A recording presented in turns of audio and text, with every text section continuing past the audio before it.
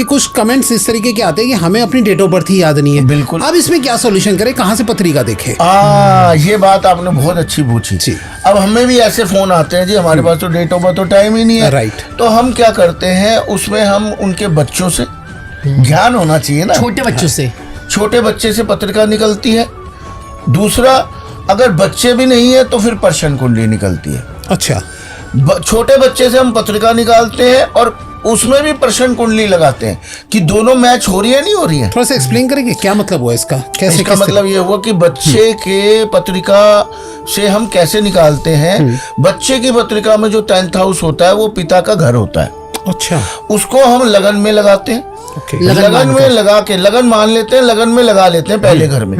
उससे पत्रिका उसकी जो होती है ना पूरी सेट कर लेते हैं। एक हम पर्शन कुंडली निकालते हैं, उसमें हम जो वो इंसान हमारे पास आता है जिस टाइम, या जिस टाइम वो अपॉइंटमेंट लेता है वो टाइम डाल देते हैं। अच्छा। ये भी तो भविष्य में या उसके भाग्य में लिखा होगा ना, वो इस टाइम पे हमारे पास आएगा, है ना, मानते हैं। right. जैसे हम ये कह सकते हैं कि बच्चा जब पैदा होता है तो हम उसको उसका डेट ऑफ बर्थ और टाइम मान लेते हैं। अच्छा।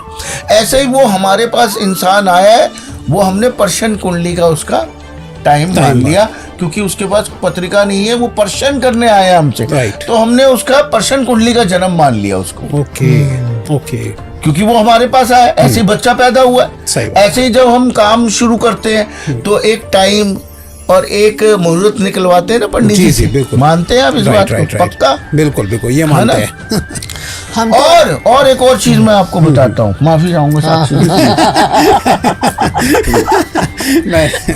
नहीं, ये बहुत अच्छा काम होता है। अच्छा। पत्नी के पैर जरूर। आपने हमारी रील राधा नहीं देखी, आपने हमारी रील नहीं देखी।